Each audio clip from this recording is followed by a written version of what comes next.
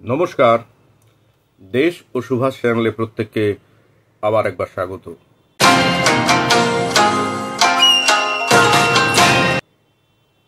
আজকে আমরা আলোচনা করব বৈষ্ণব দেশবন্ধু চিত্তরঞ্জনের কথা।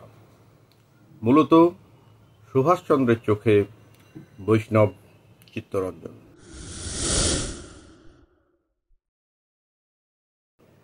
এই বৈষ্ণব চিত্তরঞ্জনের কথা আমাদের এপিসোডগুলোতে বারবারই আসবে বিভিন্নভাবে, বিভিন্ন জায়গায় তার ছোঁয়া নিশ্চয়ই থাকবে, কিন্তু আমরা এক্সক্লুসিভলি বৈষ্ণব চিত্তরঞ্জন এই আলোচনাটাই আজকে স্টিক করতে চাইছি।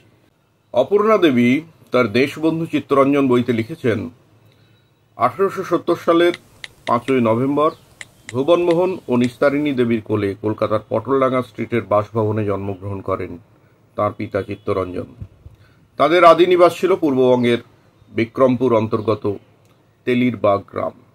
যদিও বিক্রমপুর বর্তমানে বাংলাদেশের অংশ, একসময় বাংলার অতীত গৌরবের স্থান ছিল এই বিক্রমপুর।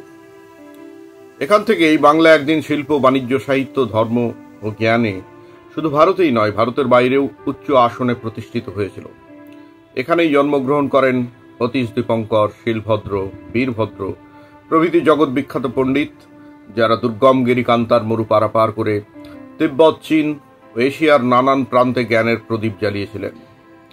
বরুণ মুখোপাধ্যায়ের দেশবন্ধু চিত্তরঞ্জন পুস্তক পড়লে জানা যায়, তখন বাংলায় বিশেষ করে কলকাতায় ব্রাহ্ম ধর্মের যুগ চলছে।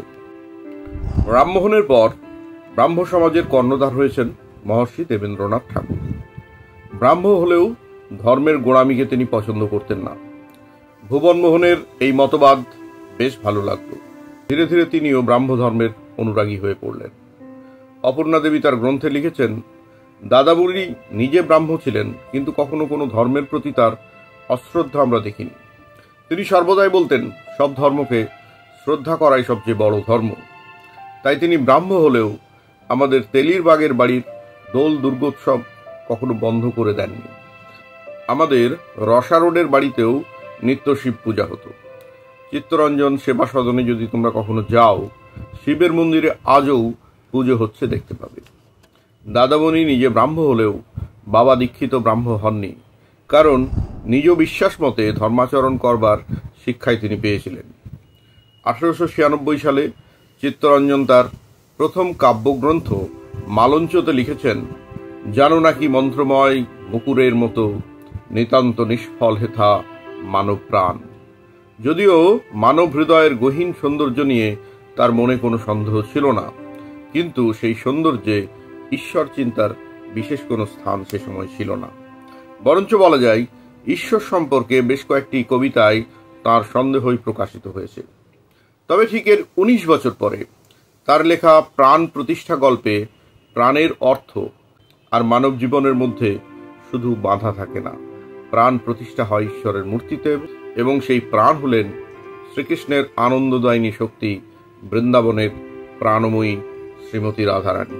ঠিক কোন অবস্থায় ব্রাহ্ম পরিবারে জন্মানো চিত্তরঞ্জন বৈষ্ণব মতাদর্শের অনুরাগী হলেন তা বলা মুশকিল। তবে 1909 সালের আলিপুর বোমার মামলার সময় থেকেই সেই বিশ্বাস অনেকটাই স্পষ্ট হয়েছিল বলে জানা যায়। নারায়ণের মূর্তি খোদাই করা লকেট গলায় পরে আদালতে সওয়াল জবাব করতেন চিত্তরঞ্জন। অরবিন্দ ঘোষ বলেছিলেন, চিত্তরঞ্জনের ওপর কেউ যদি তার জীবনের ভার দিয়ে থাকেন, তিনি স্বয়ং নারায়ণ। রাজদ্রোহীদের পক্ষ সমর্থনের মধ্য দিয়েই চিত্তরঞ্জন যেন খুঁজে পেয়েছিলেন জীবনের একটি নতুন পথ। নারায়ণের প্রতি সেই বিশ্বাস আরও বেড়ে যায় যখন তার ছোট ভাই বসন্তরঞ্জনের অকাল মৃত্যু হয়। 1910 সালে বিলেত থেকে ফেরার পথে তার জাহাজে লেখা কাব্যগ্রন্থ সাগর সঙ্গীতে লিখেছেন, আমার পরান্তরে বৃথা যুক্ত করা, আমি তো আপনা হতে দিয়েছি ধরা। এখানেই তার প্রাণ শব্দটি জীবনের সীমা ছাড়িয়ে ঈশ্বরের দ্বার প্রান্তে উপনীত হয়েছে, অর্থাৎ লাইফ রূপান্তরিত হয়েছে সোলে। চিত্তরঞ্জনের বৈষ্ণব অনুরাগী হওয়ার পিছনে বিপ্লবী বিপিনচন্দ্র পালের ভূমিকাও ছিল বলে জানা যায়। বিপিনচন্দ্র সে সময় তখন পরম বৈষ্ণব বিজয় কৃষ্ণ গোস্বামীর শিষ্যত্ব গ্রহণ করেছেন। ধর্মীয় অনুরাগত্বে দুজনের মিল থাকলেও রাজনৈতিক বিশ্বাসের দিক থেকে সেই মিল একেবারেই ছিল না। চিত্তরঞ্জন ছিলেন গান্ধীজির অসহযোগ পন্থায় অটল বিশ্বাসী, আর বিপিনচন্দ্র ছিলেন সহিংসতায়। 1911 সালে Bipinchandra the soul of India বইতে লেখেন, ভারতবর্ষের প্রাণ বলতে তিনি যাকে বোঝেন তিনি স্বয়ং পরমেশ্বর ভগবান শ্রীকৃষ্ণ। এই ঘোষণা কোনো হিন্দুত্বের বিজয় ডঙ্কা নয়। গৌড়ীয় বৈষ্ণব তত্ত্ব অনুযায়ী শ্রীকৃষ্ণই মহাবিশ্বে এক চূড়ান্ত সত্তা। এই তত্ত্বে বলা হয়, ঈশ্বর পরম কৃষ্ণ সচ্চিদানন্দ বিগ্রহ অনাদিরাদি গোবিন্দম সর্বকারণ কারণম, অর্থাৎ লীলা পুরুষোত্তম শ্রীকৃষ্ণই হলেন অ্যাবসলিউট। বিপিনচন্দ্র বিশ্বাস করতেন বিশ্বের সমস্ত সৃষ্টি শ্রীকৃষ্ণের অংশ। গৌড়ীয় বৈষ্ণব তত্ত্বে একেই বলা হয় অচিন্ত ভেদাভেদ তত্ত্ব, অর্থাৎ জীব কৃষ্ণের থেকেই সৃষ্টি, তাই প্রতিটি জীবেই কৃষ্ণের সত্তা বর্তমান। কিন্তু এই অভেদ থাকলেও একটি সূক্ষ্ম ভেদ রয়েছে যা মানুষকে পরমেশ্বর ভগবান থেকে আলাদা করেছে। চিত্তরঞ্জন আরও এক ধাপ এগিয়ে বললেন, ভারতবাসী মানেই তার প্রাণের শ্রীকৃষ্ণের প্রকাশ, সে যে কোনো ধর্মেরই যে কোনো বর্ণেরই মানুষ হন না কেন। বাংলার রূপ বলতে দেশবন্ধু বুঝতেন তার স্বয়ং ভগবানেরই বহিরঙ্গ। কৃষ্ণের মহাপ্রাণ প্রকাশিত হয়ে অসংখ্য রূপে জীব উদ্ভিদ পদার্থ সবই উদ্ভাসিত হয়েছে। এই বিশ্বাসেই চিত্তরঞ্জন ছিলেন বাংলার প্রাণের পূজারী। শুধু প্রাণ, জাতি নয়, ধর্ম নয়, ভাষা নয়, কেবল বাংলার প্রাণের সাড়া পেলেই বাংলার আত্মার সাড়া পাওয়া যায়। 1917 সালে ভবানীপুর প্রাদেশিক কংগ্রেস সম্মেলনে সভাপতিত্ব করার সময় বাংলার জনগণ খুঁজে পেল আর এক চিত্তরঞ্জনকে। অভিভাষণে তিনি বললেন, বাংলার যে জীবন্ত প্রাণ তাহার সাক্ষাৎ পাইয়াছি, বাংলার ইতিহাসের ধারা কতকটা বুঝিতে পারিয়াছি। বৌদ্ধের বুদ্ধ, শৈবের শক্তি, বৈষ্ণবের ভক্তি সবই যেন চোখের সম্মুখে প্রতিভাত হইল। চণ্ডীদাস বিদ্যাপতির গান মনে পড়িল, ইহা প্রভুর জীবন গৌরব, আমাদের প্রাণের গৌরব বাড়াইয়া দিল। জ্ঞান দাসের গান, গোবিন্দ দাসের গান, বুঝিলাম রামকৃষ্ণের সাধনা কি, সিদ্ধি কোথায়। বুঝিলাম কেশবচন্দ্র সেন কাহার ডাক শুনে ধর্মের তর্করাজ্যের মর্মরাজ্যে প্রবেশ করেছিলেন।